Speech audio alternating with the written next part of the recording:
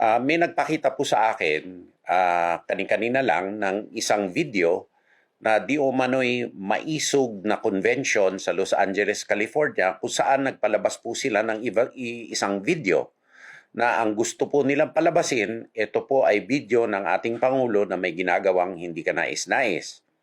Pero kitang-kita po dito sa video na hindi po yan ang ating Pangulo. Peke po ang ginawa nila na video at obvious po na ito ay gawa-gawaan lamang.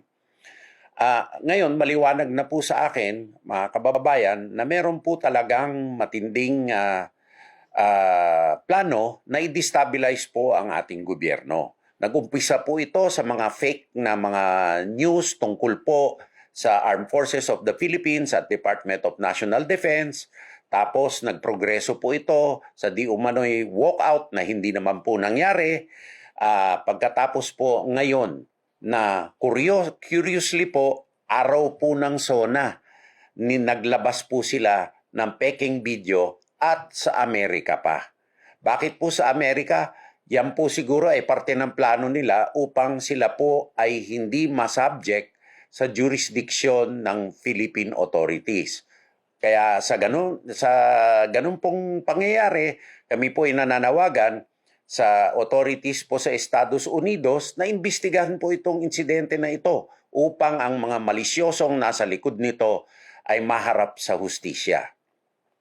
Kami naman po sa Department of National Defense, 10 ng lahat ng ahensya, kaanib na po ang Armed Forces of the Philippines, ay naninindigan na solido sa likod ng liderato ng ating Pangulo, President Ferdinand Romualdez Marcos Jr., ang constitutional chain of command at ang ating saligang batas.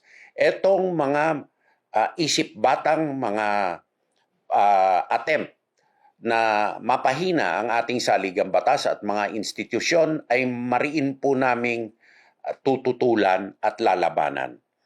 Kami po ay makikipag-ugnayan at makikipagtulungan sa lahat po ng ahensya ng gobyerno upang masugpo itong mga nasa likod nitong hindi kanais-nais at karumal-dumal na plot na ito o mga gawain na ito na at kung ito ay may kaugnayan sa mga iba't ibang mga puwersa na hindi kanais-nais.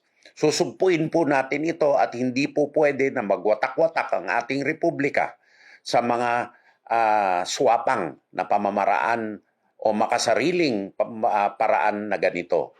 Kami po ay nananawagan sa ating mga taong bayan na manindigan sa likod ng inyong republika, sa likod po ng inyong saligang batas, sa likod po ng soberanya, sa likod po ng territorial integrity ng Republika ng Pilipinas na pilit niwawasak at pinaghihiwa-hiwalay nitong mga makasariling at mga karumal-dumal na mga tao na ito.